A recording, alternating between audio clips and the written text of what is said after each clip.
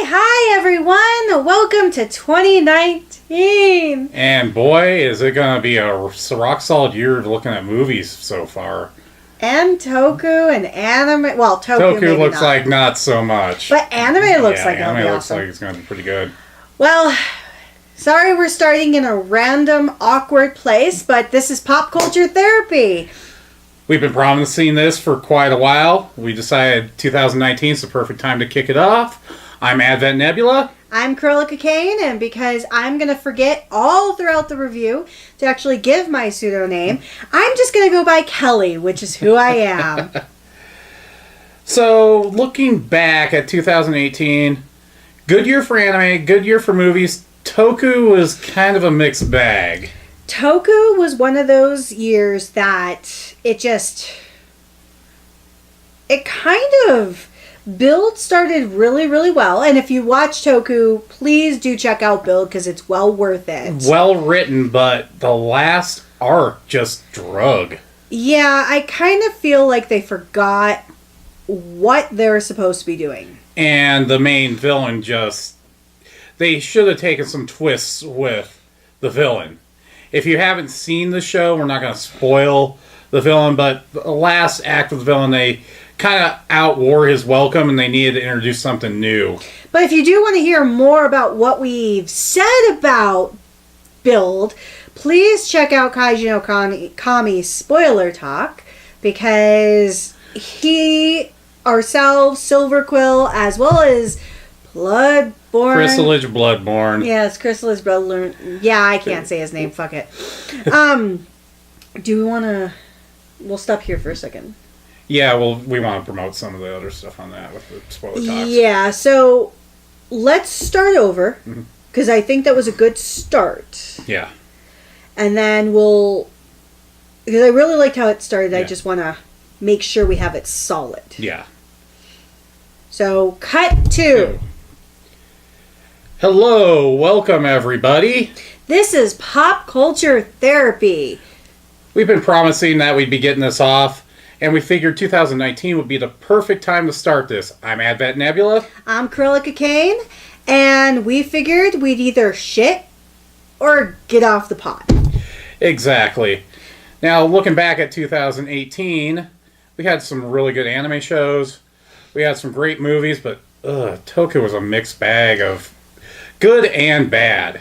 Exactly, and it was hard to watch for the most part, especially when it came to the Sentai side. Q Ranger, ugh. Build definitely was well worth it, especially with the gimmick compared to Q Rangers.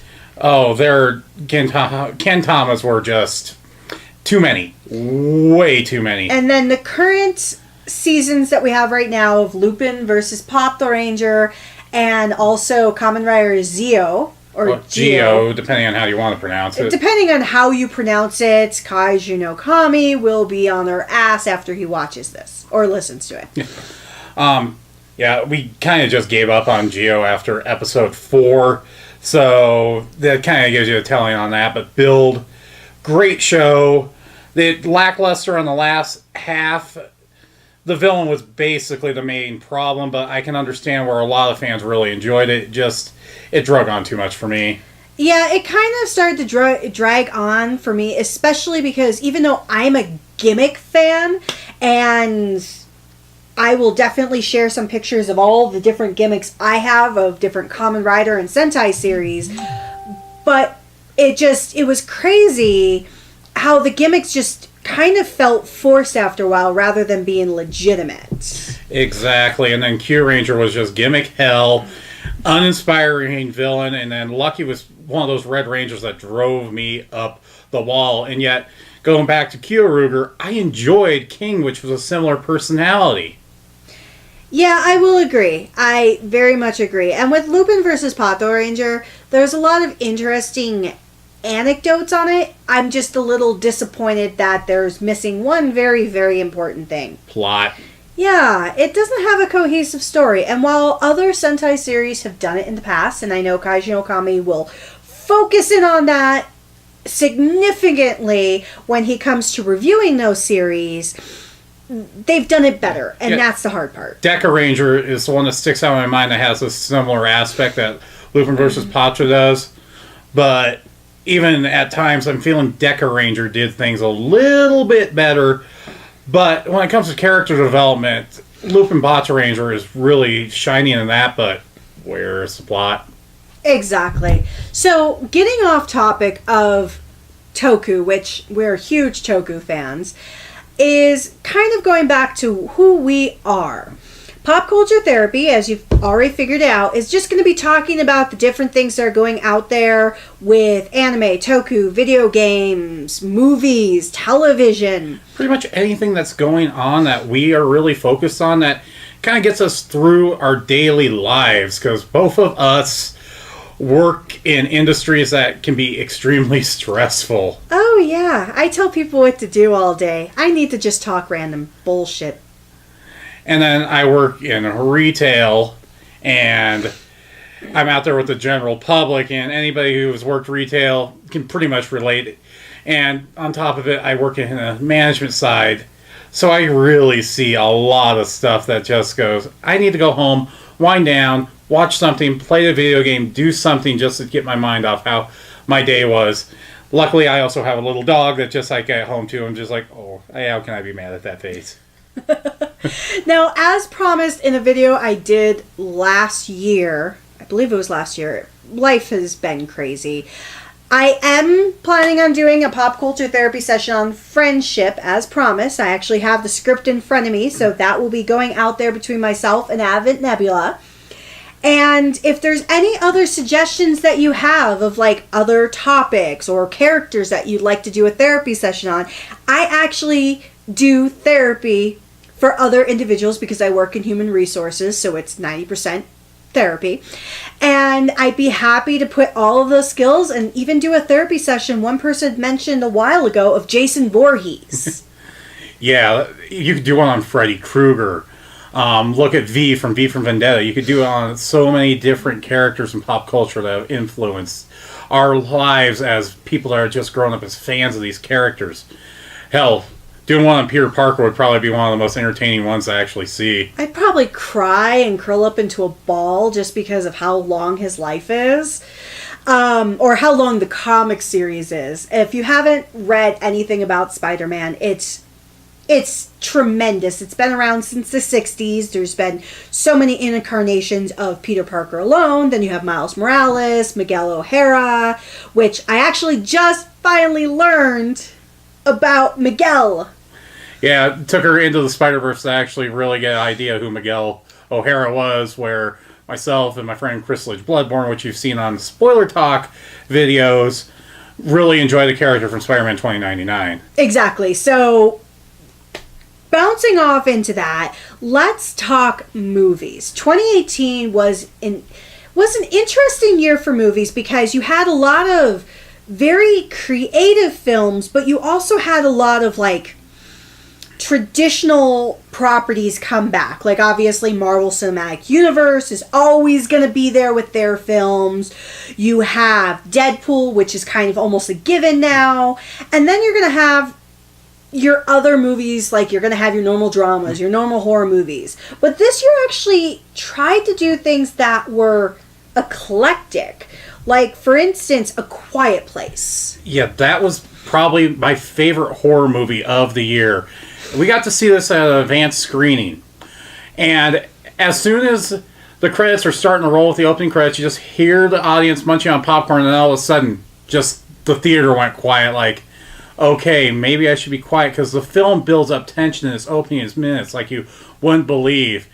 And on top of that, within the first 10 minutes of the movie, you get a sense that nobody's safe with just something that just happens if you haven't seen it. If you have seen it, you know exactly what I'm talking about. I have to admit, for everyone who's seen it, and just kind of give you an idea of what the movie's like, personally, as a human being, I would be screwed in this universe. I'd be dead within the first day, too.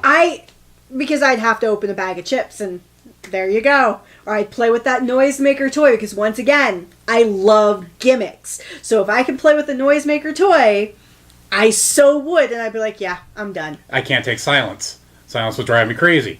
I'd be dead because I'd open my mouth shouting about something. But on that topic, another movie that really did very well was Bird Box on Netflix. And that takes the idea of Quiet Place, but actually puts it into where you cannot see. There's a lot more drama to it that you didn't feel in The Quiet Place. But in that type of universe, if I had to choose between not being able to talk and not being able to see, I think I can handle being sightless versus not talking. Admittedly, I still need to see Bird Box, but she keeps recommending it to me. It's on my Netflix to watch. And I would definitely recommend it. It's one of the... I'm a big Sandra Bullock fan. I've actually always enjoyed her movies, and I'm not a chick flick person, but she's always been very good in what she does. Now, another take on unique films we saw this year, Bad Times at the El Royale, which took a concept that you thought, oh, this movie's going to be about this, but then just veers where you just don't know what's going on in a very Quentin Tarantino fashion. It was very Tarantino-esque. I actually was very proud of it because it capitalized on what Tarantino did really well in like Reservoir Dogs or Pulp Fiction, like early Tarantino. Or even Jackie Brown. There was some instances I was thinking of Jackie Yes. Brown with this movie as well. And the characters, where you assumed one thing about each of the characters based on how they presented themselves, you would get this very creative flashback or this story that would explain who they are more. And one character in it, I was amazed because I thought they were just this wholesome druggie, which I know is not technically a normal thing to say. And then it turns out what happened to them was so much more crucial and heartbreaking. Yeah. Though Chris Hemsworth playing a Charles Manson-esque character just steals this movie. It is a slow burn to get through this movie, but the lead up to it is well worth it. Oh, can I talk about one thing? Charles Manson. This is... yeah, I almost said Marilyn Manson because I'm like, oh, I love Marilyn Manson, but no. Yeah, it leads into this, especially with the way Hemsworth played his character. So, getting off topic of that, because 2019 is supposedly going to be the year of Charlie Manson. We have 2 movies with Charlie Manson. One, I can't remember the title of it. I'll have to look it up. It's with Hilary Duff playing Sharon Tate. Yes, I do remember that one. I cannot remember the name either. But on the other side, you have Quentin Tarantino doing his take with the Manson murders as well.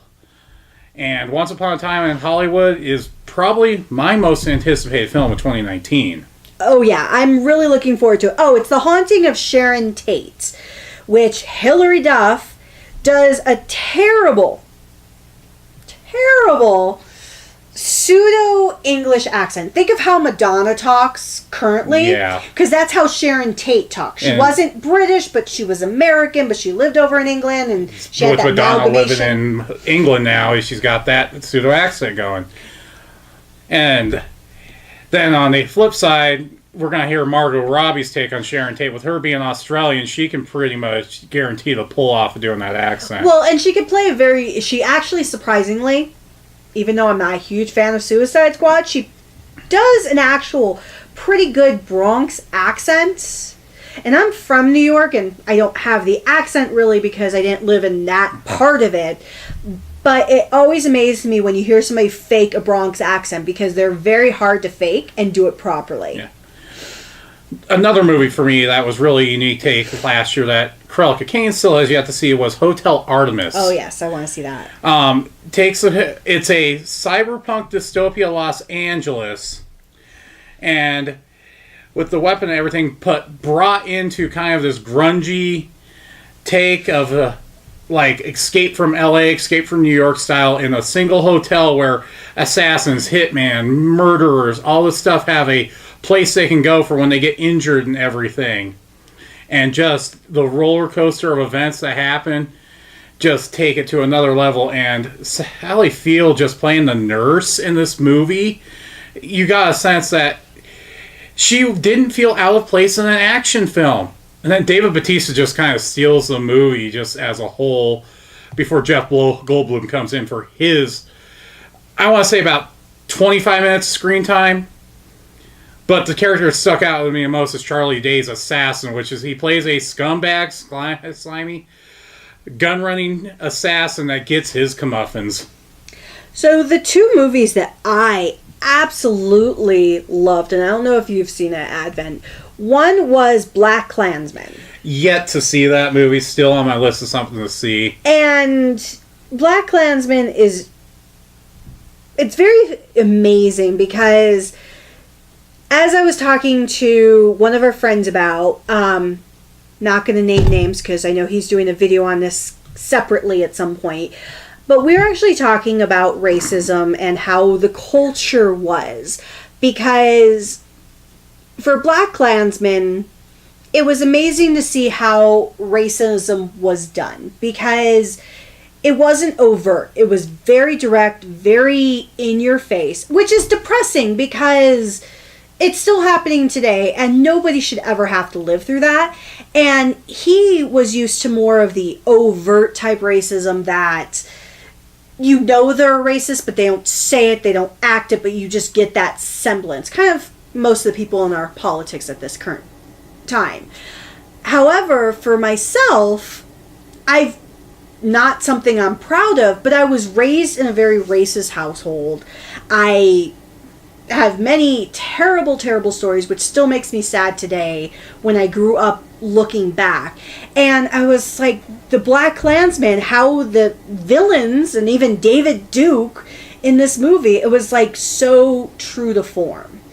And it's a great movie that's not only cultural commentary for the 70s, where the movie actually takes place, because it's a real story, but also for modern time. And it really should be taken as one of those ways of just remembering that we're all the same. The only difference between us all is the color of our skin. Once you dig down past that, we all bleed the same blood. We all live the same lives. Another movie, kind of going on something very different, is a horror movie that really took mental illness, which is another topic very personal to me, in a very severe tone, and that's Hereditary.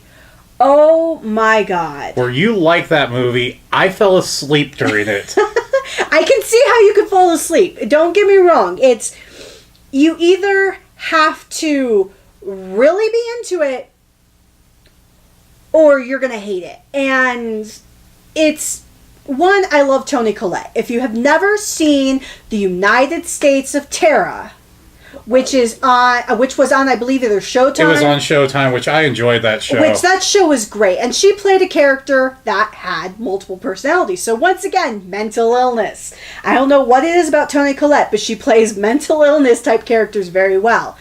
Hereditary is basically a story of how someone tries to mask their mental illness, and it goes into very dark territory. Yeah, it has supernatural elements because it's a horror movie, but it's one of those films that I think can at least be viewed once, even if you're not a huge fan of it, just to kind of see how people really understand mental illness and how people try to either fake it or work with it. Now, for both of us, a movie that we both really enjoyed, The Meg. Oh, yes. So, one thing you should know about Advent, Nebula, myself, as well as Silver Quill, so I'm sorry, Silver, I'm going to be putting you under the bus here, but we love so bad it's good horror movies. And this one just sums it up just perfectly. It is. There's no way this is, like, culturally significant or good or the best horror movie of our lifetimes. But if you can have fun with ridiculousness, definitely watch The Meg. It's not over the... Well, it is over the top, but not in such a ridiculous way where it jumps the shark like Deep Blue Sea. Yeah, Deep Blue Sea. As soon as Samuel L. Jackson went out, it literally jumped the shark. But with this movie, you can tell Jason Statham was actually having fun in a movie like this, where he's done a few in recent years that have had similar style plot lines without the giant monster killer shark, but you could tell he was bored. Yes, you could. And even, now learning about Ruby Rose, which I have to say, all of her tats are beyond awesome. Because I'm a wimp when it comes to needles, and to see somebody have that many tattoos just amazes me because I think it's so cool. But she actually did a funny job because she tried to play this like super smart scientist, and I'm like, yeah, no. And then we had our corporate overlord villain, which you saw coming a mile away. Oh, I know. And then when he gets his comeuppance, you're like, I saw that coming a mile away. Yeah, it's a very predictable movie as you're watching it, but you're just going to have fun and enjoy it if you enjoy cheese like us. And then the last movie we'll talk about before we get into our next topic of anime is going to be the greatest family movie of all time. And if you're wondering what that is, it's Deadpool 2. Oh God, yes. I've watched this movie already since I got it from them with Cruellica and Kaiju gave it to me for Christmas. I just, especially with the extended director's cut, oh dear God, the Hitler joke.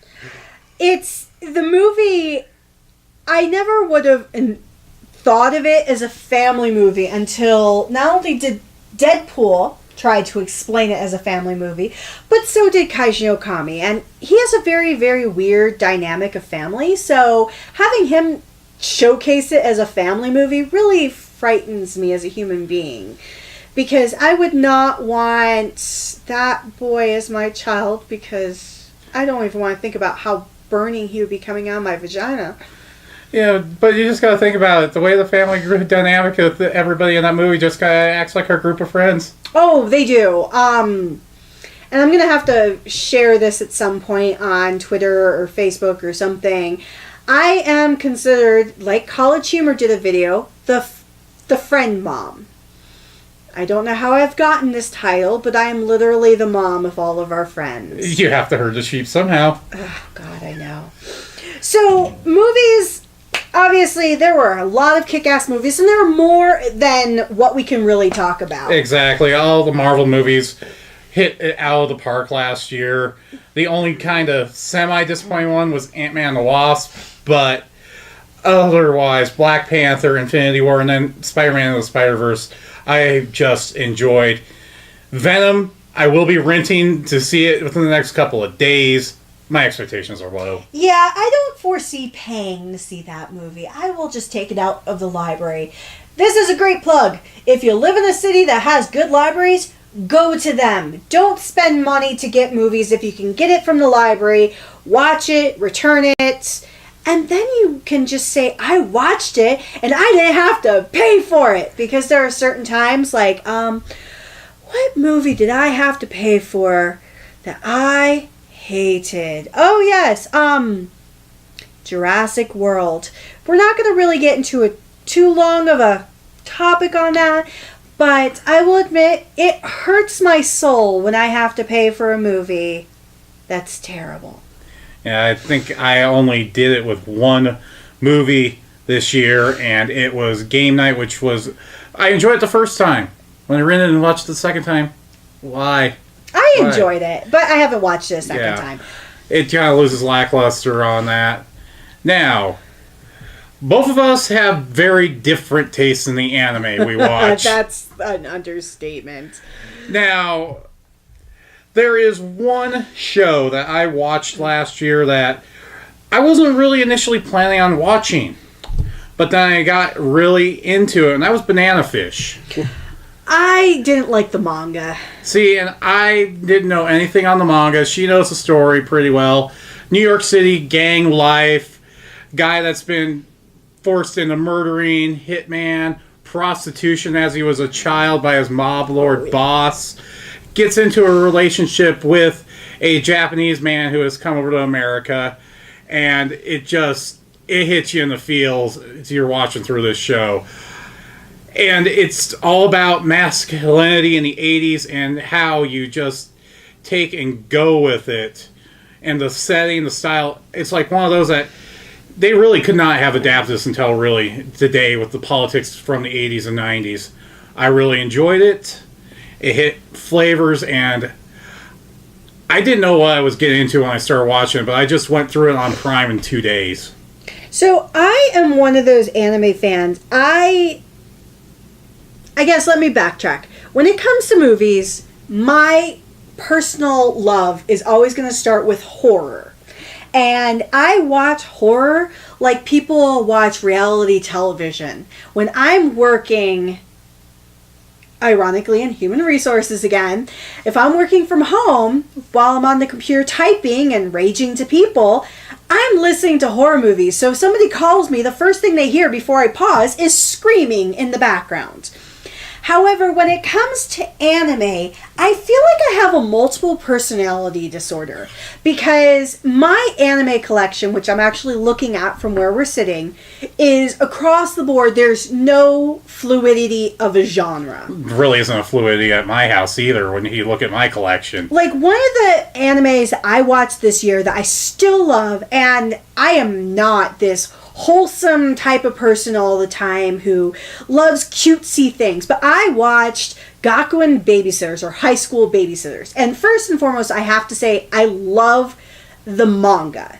It's about two brothers, Ryuichi and his little baby brother Kotaro, who lose their parents. Typical Japanese start off no parents.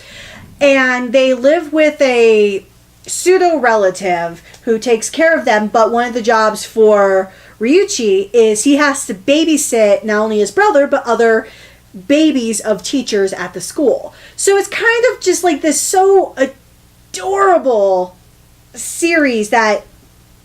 Have you ever seen Sugar the Snow Fairy? Yes, too cute for my taste. Okay, once again, it's something I love, but I don't get it because, my God, I will watch blood and gore for days. And then you give me this cutesiest anime and it's like, oh, it's like the one with the flippin' squirrel. Shoot, it aired on television. Are you thinking of Hamtaro with the hamster? I watched that show. Yeah.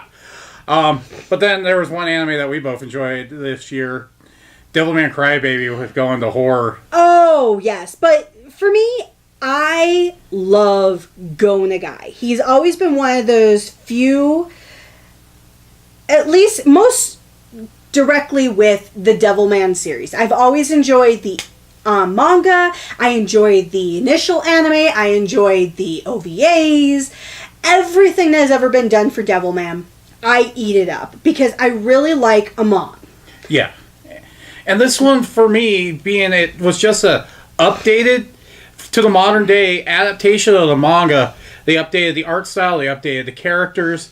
Yes. It just worked so well. Well, they really did a good transition, in my opinion, of...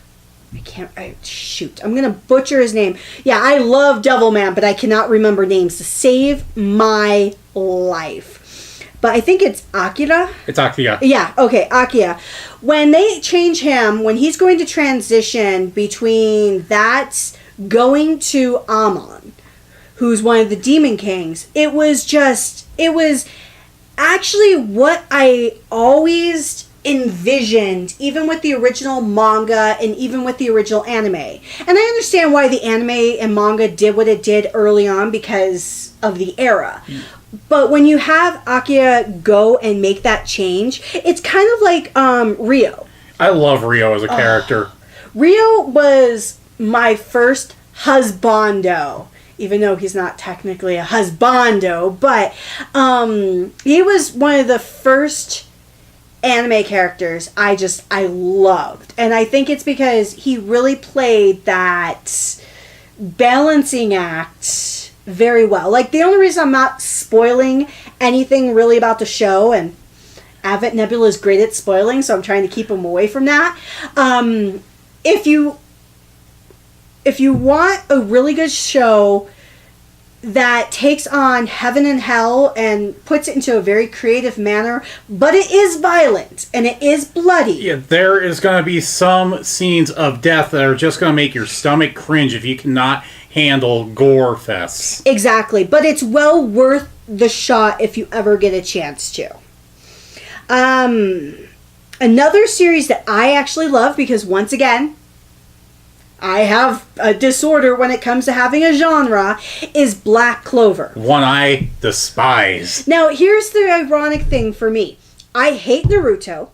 I hate Bleach. But you love Fairy Tail, which is a series this goes on with. I love Fairy Tail because, once again, how can you not? But with Black Clover, I didn't actually think I'd like it. Because I was like, oh, it's going to be that similar type of thing. But I like My Hero Academia as well. And it just fits that shonen story. But it does so well with it. Where she loves it for this thing that's in its flaws that I hate is it just takes like cherry picks from like 8 different other existing series and puts it all in a mishmash in there. Which for me doesn't work. No, and I can appreciate that. For me, the one series I still need to watch is Cardcaptor Sakura. I still need to watch the Clear Card Saga as well. It's one of those, I'm pretty much wait until the whole thing's out here in the US because Clamp fan. Also, I'm a Magical Girl genre fan. Love Sailor Moon. Love the original Cardcaptor Sakura. Love Madoka Magica. Thank you, Genro Butcher, for making such a wonderful, lighthearted show. I still have yet to watch that show, but it's so ridiculous because I kind of feel like I've already watched it because everyone in the world has spoiled it. And that's the worst thing about being an anime fan sometimes, is everybody spoils everything. And it can be the most subtle spoiler. I remember the one convention we went to, and people were dressing as Trafalgar Law. Oh, God. And I'm like, who is this character? He's Trafalgar Law for One Piece. He does da-da-da-da-da. I'm like, it was kind of like when I found out Ace, which I ruined for Kaiji no Kami. Oh my god, I never thought I was ever going to live down hatred when I accidentally spoiled what happened to a character he loved. To be fair, I did that to a friend of mine with L when Death Note was coming out as an anime. Oh, hi Kaiji no Kami. And you just spoiled it for everyone listening to this entire thing. I never said what happened. Bye, Kaiji no Kami. Now, one series that was a mixed bag for me, but I still really enjoyed last year, and I think it's just because mech fan, also loved teen angst that's in Evangelion, and all the depression was Darling in the Franxx. Now, yes, it is kind of fan service heavy, does deal with teenage puberty, but you can relate to these characters as an individual that remembers those joyous times. But then the second half of the show happened, which turns into a real mixed bag that I'm not going to even go and rant on, or I might be here for the next 10 minutes.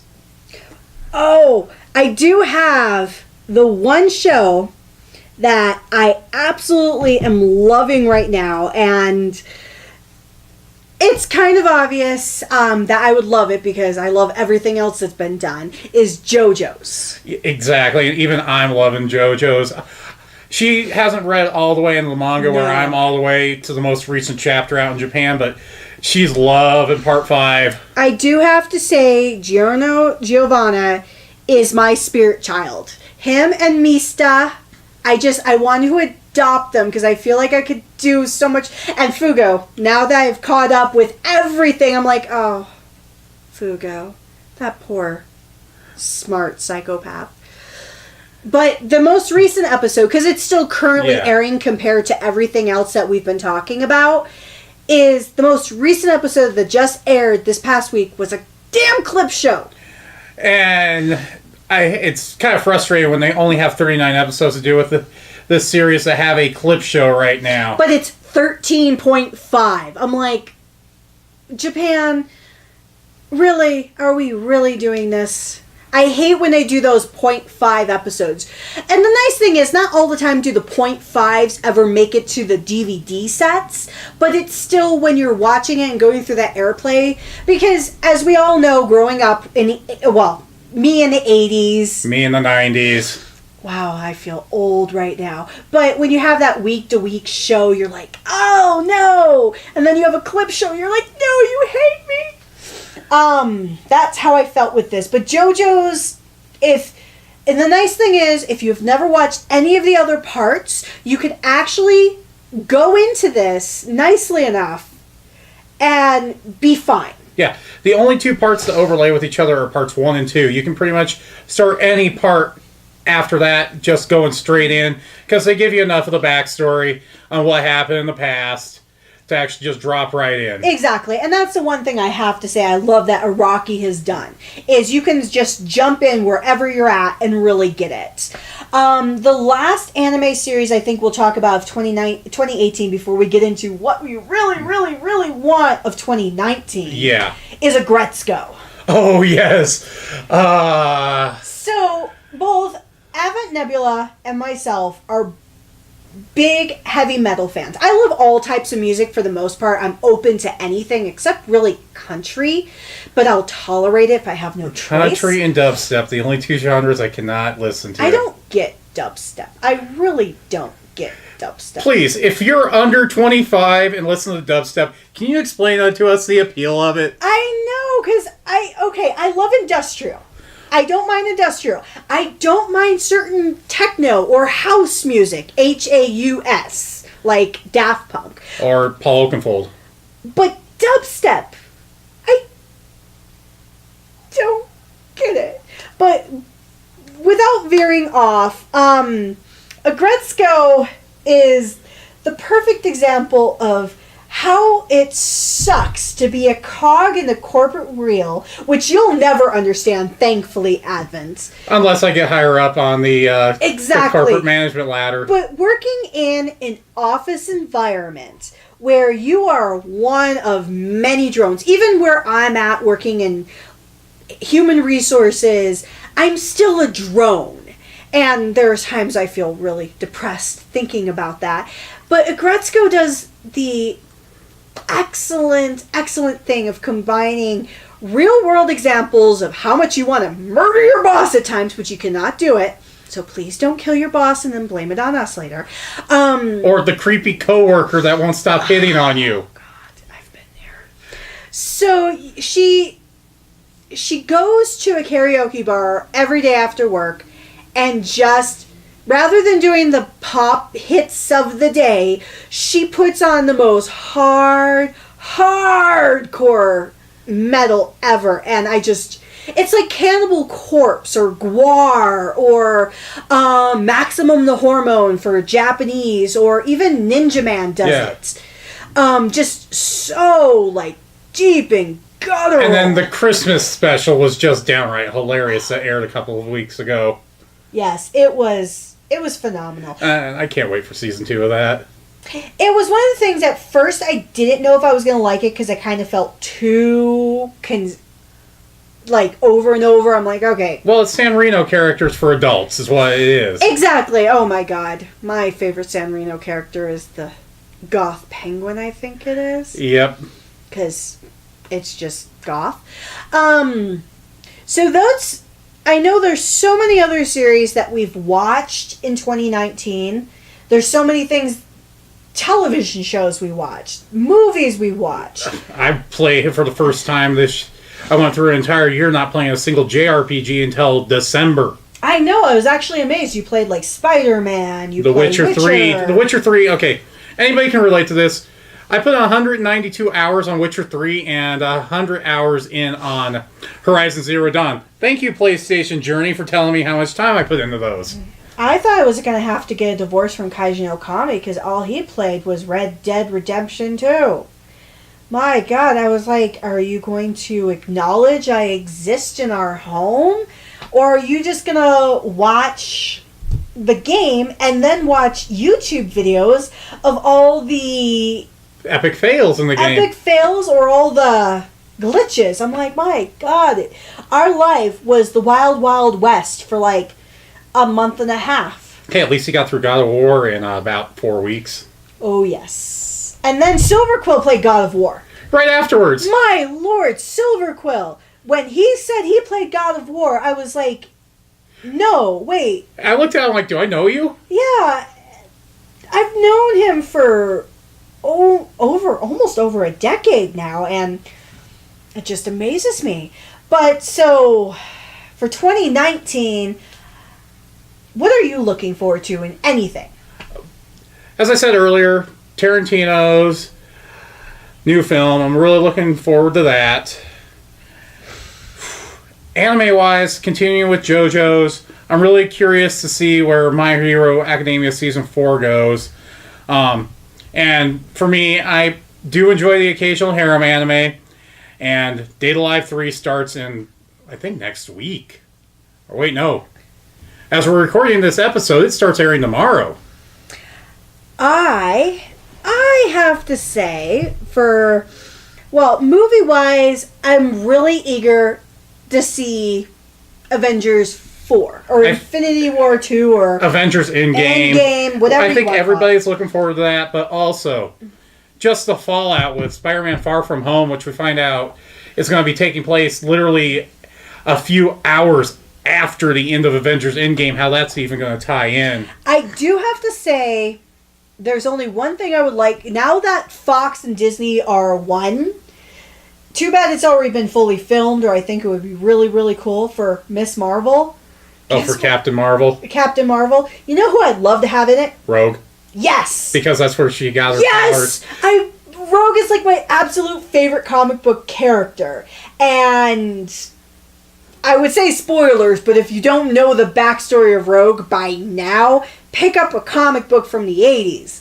She accidentally steals all of Captain Marvel's powers. When she was Miss Marvel it was 89 when that comic came out. And she throws her into a coma. They actually talk about it in the 90s cartoon series, which, bad animation, great show. But you want to know, I can't wait to see, because I am so living for this after I watched the OVA, which I have to show you. Yuri on Ice, the movie. Oh, yes. That's another one I'm really looking forward to. Yuri on Ice, I actually convinced her to watch it. She's not a sports fan where I am. So this is the funniest part, is he comes up to me and makes this comment of, you should really watch Yuri on Ice. It's a great anime. It's about figure skating.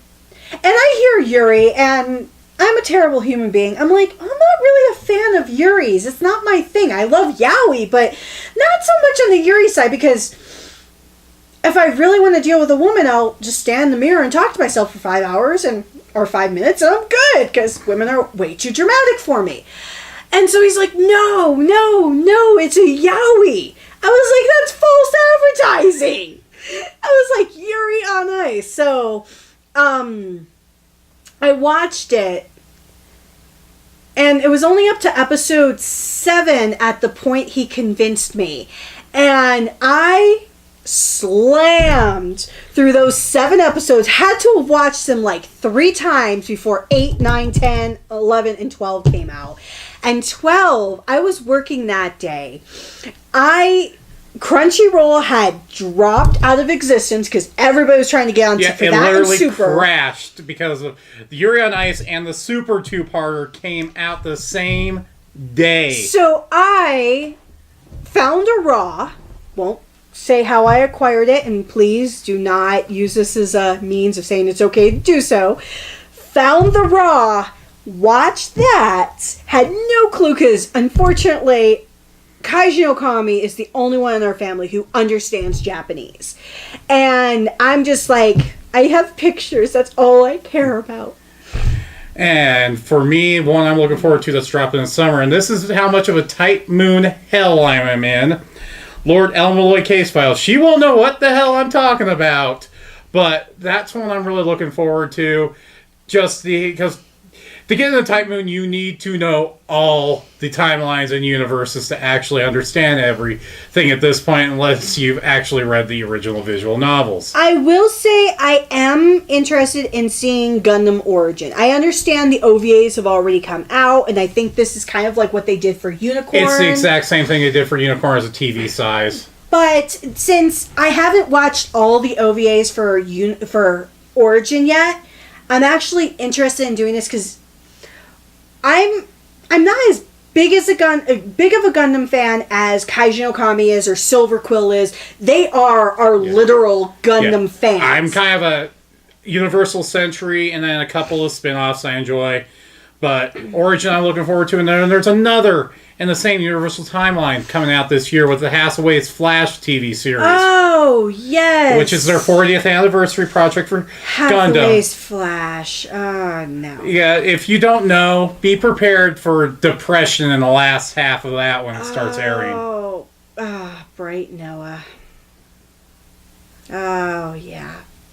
Yeah. Okay, so on to better news. If you want a really good Gundam show to watch, I recommend Gundam 00. Yeah, 00 is my favorite of the alternate timeline series as well. I would have told you, oh crap. Kira, Oh, Seed, but Seed Destiny is so bad. Seed Destiny ruined it. And I was so into Seed when it first came out. Because one, I love TM Revolution. So anytime I hear the opening songs, like for Soul Eater, I'm like, yes! I love him! But we get the new TV airing of the yes, Blu-ray rips this with redub. With the redub. We don't know when it's going to premiere. They haven't said if it's going to premiere on a streaming network or if it's going to premiere on Adult Swim sometime this year. All we know is that Seed and Seed Destiny, with their redub, will be appearing on a streaming network or TV sometime this year for the U.S. And it'll be interesting to see. I'm looking forward to it just because we really haven't had a good Gundam in years. And if you really want to see reviews of Gundam, blast Kaijin Okami. He's probably listening in the other room, growling at me personally right now, but I want to see him do a review of Gundam because I love Gundam. Or at least for him just do a top 10 Gundam series. Probably best for him to do after both the Origin finishes up and Hathaway's Flash with this year both coming out. See, if you want to pressure him to do a top 10 Gundam list, it's one of his favorite franchises. It is.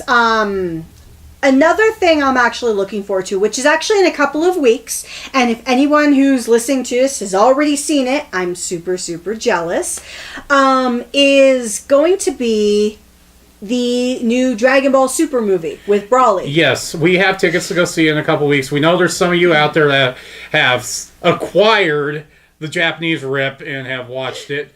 You can't see our quotations, but we have air quotes going right now. Yeah.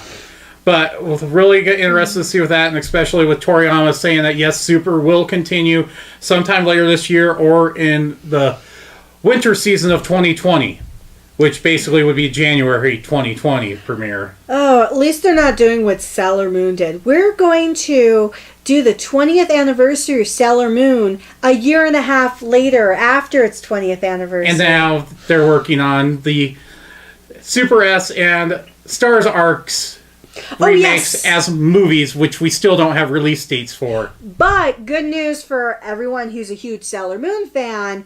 This year, I believe, we should finally have it's already been announced. April release for the first half of Stars. Which, if you have never seen Stars, I would say shame on you, but you would have to go through leaps and bounds to even see it. Was the first Sailor Moon series I ever watched in Japanese, because when I watched Sailor Moon and R, they were in English because they were the ones that aired on, Fox or USA or whatever station you may have watched them on. I'm not going to age myself when I first watched Sailor Moon. And if you dare, I will murder you. But I never actually watched S or Super S until recently when we watched Crystal. And so I didn't know a lot about all the outer senshi except for Pluto because she was part of R.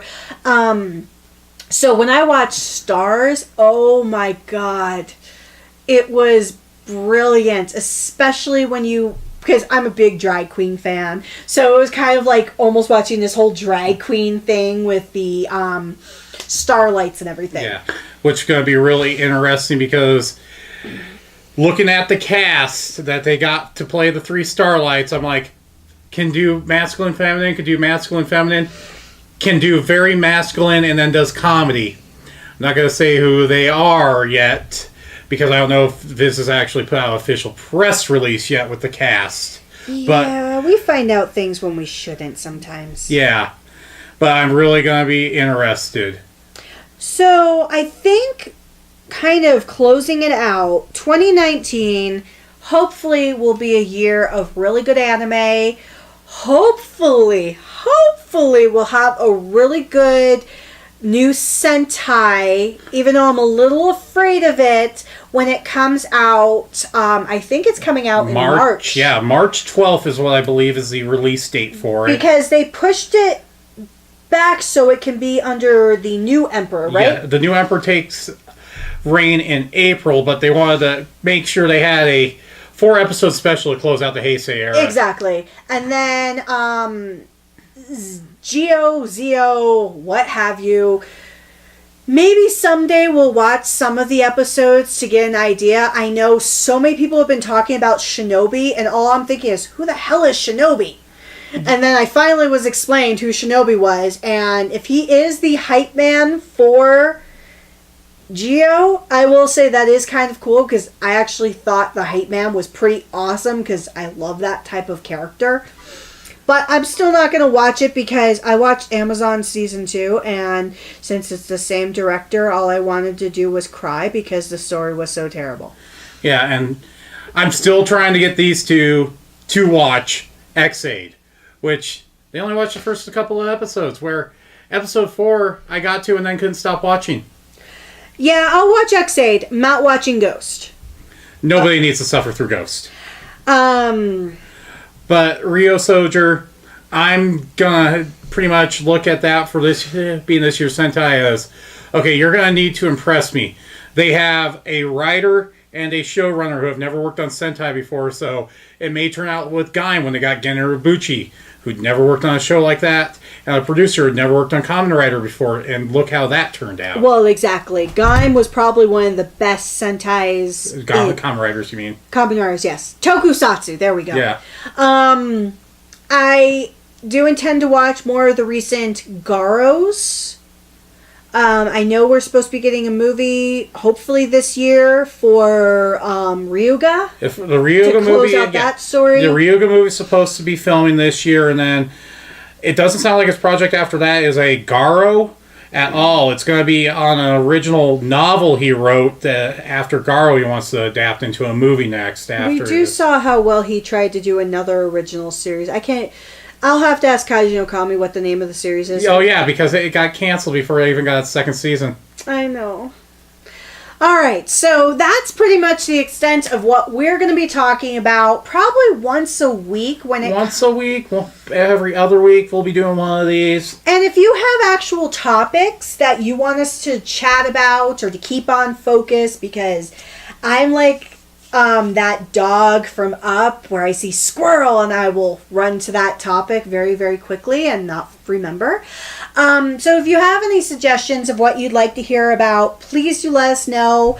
As I'd mentioned, I already have all the script written for the therapy session for Friendship, which, as a reminder, is going to be primarily about Dragon Ball, but I do have some elements of Sailor Moon in it, mainly directed towards Sailor Mercury, or Ami Mizuno. Yeah, Ami Mizuno just is that glue that holds all of them together, it seems like. But I do want to talk about that friendship element, so that's going to be coming up probably in the next week or so. But once again, if you have any topics, please let us know. If you have any criticisms, this is our first bloody episode, and I know we probably rambled. God help me, I know sometimes we ramble.